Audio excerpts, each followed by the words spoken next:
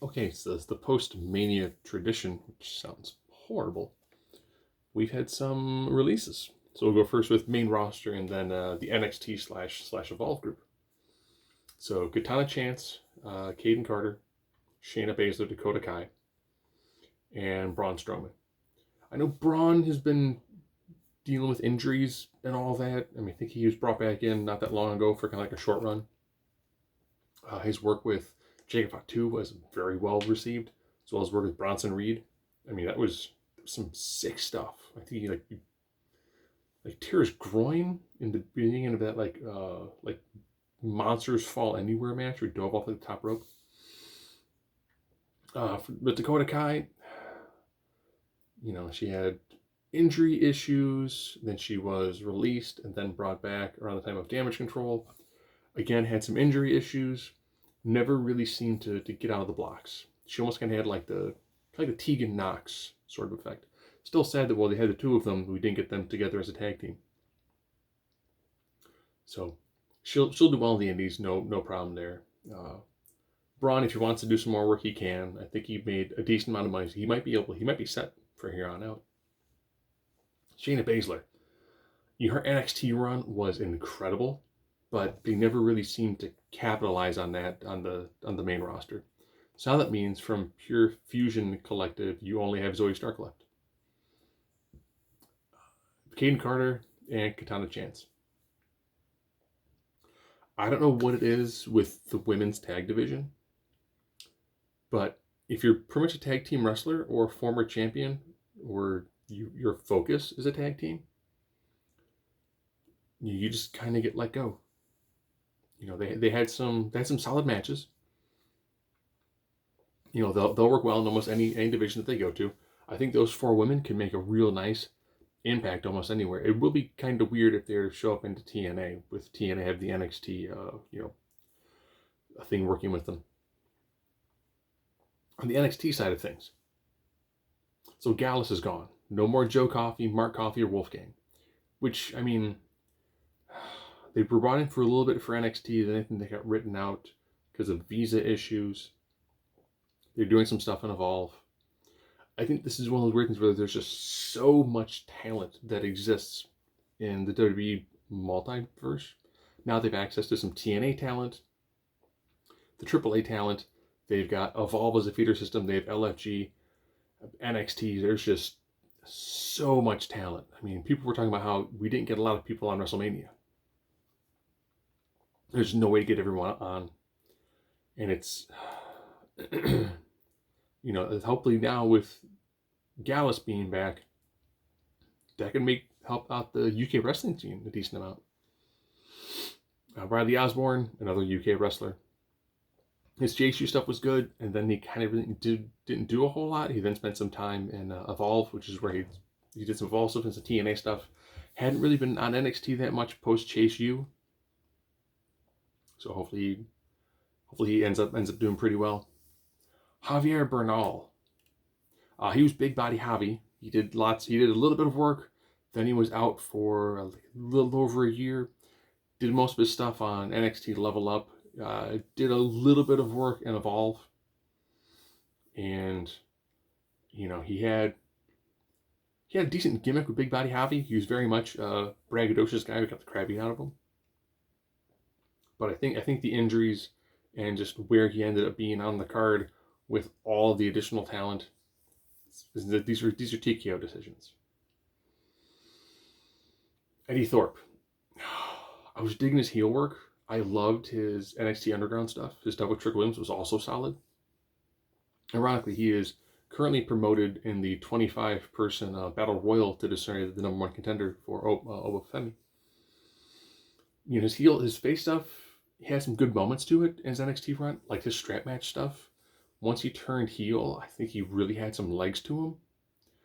But I think, like I said, there's just way too much talent now in the E, and either you're someone who's on the lower end who's working your way up, or you're already up to like the mid or the upper mid card. I think being almost like the middle of the pack of NXT is almost probably a death sentence right now. Speaking of something going to be kind of a gut punch, Cora Jade and Gigi Dolan. So Cora Jade had some injuries, kind of stymied her run. I think her being heel and working with Roxanne Perez had some legs to it.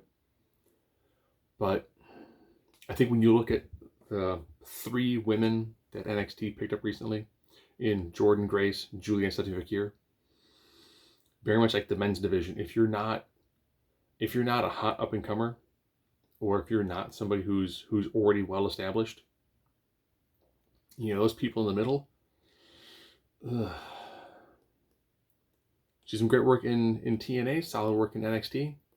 Her heel work was actually pretty good. I think the injury kind of slowed things down, and I think that the class that she was in is now transitioning to like Raw, and she's still trying to find herself and get into the proper spot for NXT.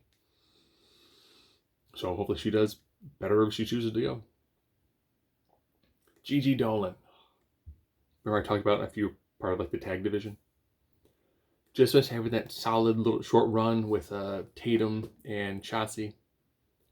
Liked your character work. That now means we're the only person left over from Fatal Influence. Fatal Influence? No, Toxic Attraction. Sorry. 2 groups that were very similar. Is JC Jane. Everyone else is gone. And the last 2. So Noam Dar just came back. So Metaphor was actually back to full strength. They did a bit where they're like, we're going to go our own separate ways. Like Oro Mensah was doing some stuff on Evolve. And, Lash Legend and Jakara Jackson were doing some good tag team work.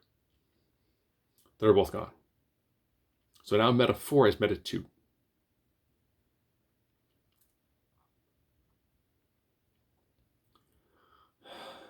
It's a sad thing to see lots of these people, if you have a 90-day no-compete clause and you get paid for the next 3 months. If you're NXT, I think it's a 30-day no-compete clause, so you have a month. With how much WWE currently has access to, I think that they're going to start doing a whole, we got some AAA guys. Okay, we'll pull a few ones from there to do some stuff. NXT is just full of talent. Same thing with Raw and SmackDown. There's just a huge roster of people that can't really do anything with everybody, which is always sad. But some of the ones who are more UK, that UK scene could definitely use a good shot in the arm. From the women's standpoint, I don't know if AEW really has a spot to hold and to utilize most of these women. Same thing, it's just a lot of talent. It is weird knowing that. So when they released Indy Hartwell, she recently made her debut onto TNA, and it's like, what if she'd ever come back to NXT for part of the crossover? But man, if you're a woman and you're a tag team wrestler, try to see what you can do to become a single star, because that does not look like it has any decent amount of long-term viability for it. And if you're in NXT, either you're someone who's hot and up and comer, or you're someone who's near that main event. I think if you're someone who's been there for a couple of years and you're in the middle, oof. I wish everyone the best of luck, and man. So the weird thing is people complain about stars not being utilized, like, you should release them. And then they're released like, but the E has so much money. These budget cuts or releases, whatever they want to refer to them as. This is TKO, just kind of tightening up the purse strings a little bit. Not that they're hurting for money or anything. But I do think though that if it ends up being where we're going to release some talent because it's better for the bottom line, I would be entirely cool if they just quit hiring special guest hosts for a couple of nights and then paying them 6-7 figures to really not do anything, and instead keep a couple extra talent around and find a way to use them. Just saying.